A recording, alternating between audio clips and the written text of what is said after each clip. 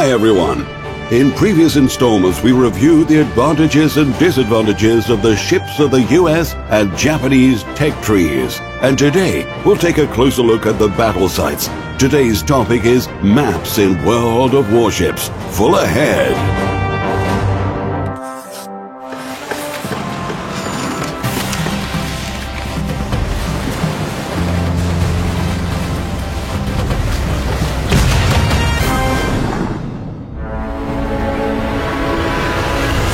The main two concepts of development of maps in World of Warships are challenging gameplay and visual implementation. In terms of gameplay, a map should contain variety. Choosing different ship types should give players choices of strategy or the game tactics that suit them best. At the same time, interesting scenery and conformity with the settings where real naval battles took place in the first half of the 20th century are also important. Of course, we try to connect the game maps we develop to the real world. We don't precisely copy locations, islands, archipelagos, and so on, but we try to reproduce certain details, creating associations with areas, locations, and different theaters of military operations. If you open Google Maps and try to find a specific landmass to recognize a locality, you won't be able to do it. Why? Because our priority is to make the map interesting for players.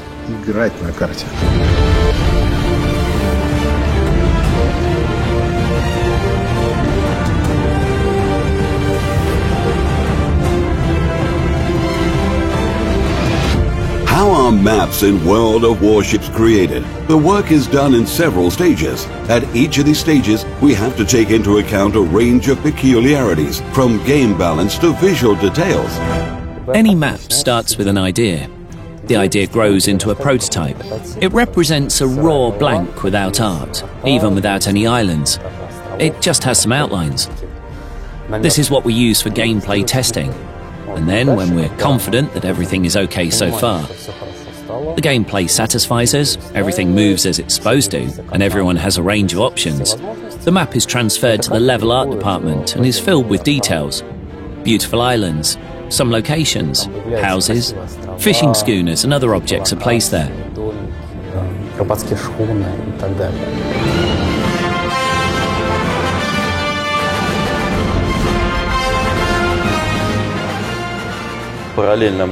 Along with this, we pick out a general mood, a feeling. I mean, we arrange the sky, water, and weather based on the overall conceptual design. Not many players notice the moving sky in the game, drifting clouds, slightly changing light. In the heat of the fight, people rarely pay attention to this. But from time to time, we read comments of players who stop to look around and say, "Guys, it's moving."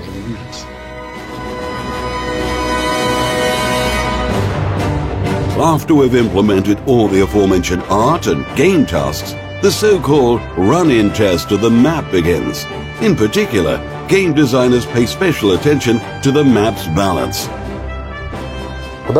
Where battleships sail, where destroyers sail, how they collide and when. To visualize it, we create so-called heat maps.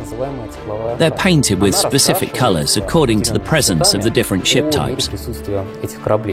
For example, battleships are very often seen in this square. At this point, the color will be more active there. In another corner, it will be less active. These maps help us analyze the player's distribution, where they generally prefer to sail. And this may lead us to either relocate islands, or move the points of interest, or think about respawns. It's really useful.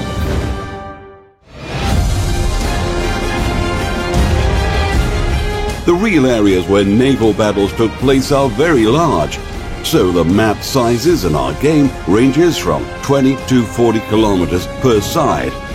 They're designed so that players can use different tiers and different types of ships and never feel deprived. At the initial stage, you're in a so-called sandbox. You use small ships that navigate conveniently among small islands On a small map, and you'll train there. On high-tier ships, especially the highest-tier ones, you get to play on the largest maps with the longest distances where firing, playing, and other actions are most convenient.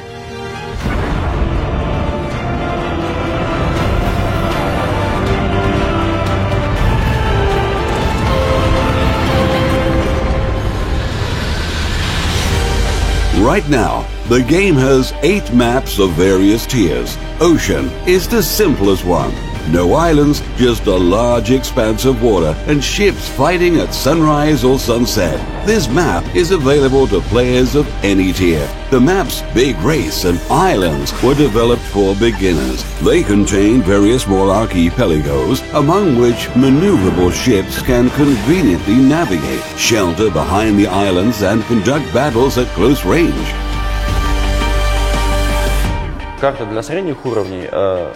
The maps for medium tiers, New Dawn and Fault Line, are larger.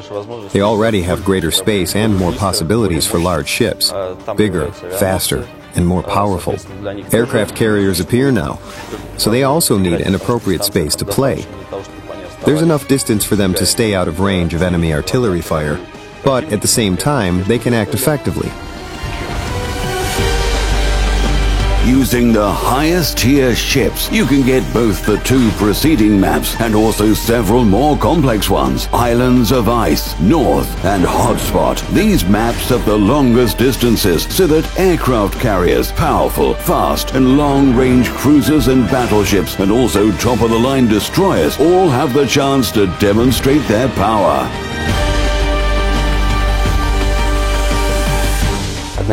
Hot Point is one of the new maps. It evokes Polynesia, small islands in Oceania. This map has an interesting gameplay feature.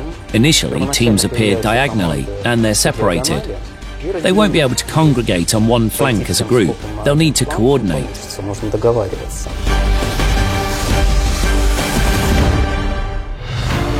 Each game map imposes its own battle conditions, its unique tactics for an individual player and for the team. It depends not only on the ship type used in the battle, but also on the peculiarities of the location you've chosen. Our task is to model these conditions on one map in a way that provides each ship type with a definite advantage in a definite part of the map, while limiting them a bit in other parts of the map. That's why islands are arranged the way they are. In some places, they are more or less compact. In other places, there are no islands at all, and points of interest in the form of bases or capture points are distributed accordingly. For example, we create zones of small islands where destroyers can shelter and maneuver quickly. And through this part of the map, they can reach the enemy's rear. We create large open spaces for battleships to fight, and special zones for aircraft carriers to sail in, basically shelters. And we try to combine these zones logically on every map to enable each ship to use to their advantages.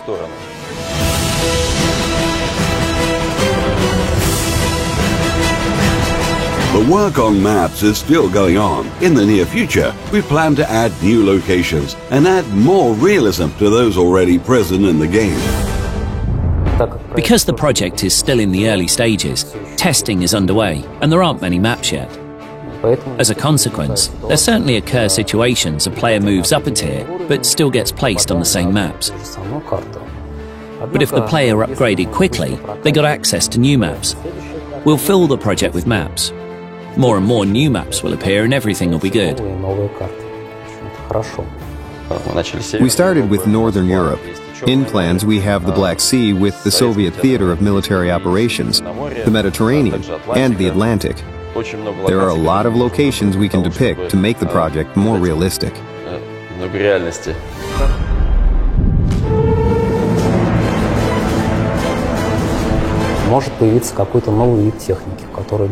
A new type of equipment might appear that hasn't appeared before on any of the maps, or in the game at all.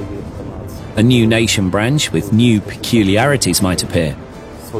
And then we'll have to change the maps again, to make them convenient for all players and provide everyone with a fair chance to win. So, In World of Warships, new locations are developed and elements of the already existing maps that haven't yet been implemented are being prepared for startup. All this will add more variety and interest to your game, and in future, players' emotions will be even brighter.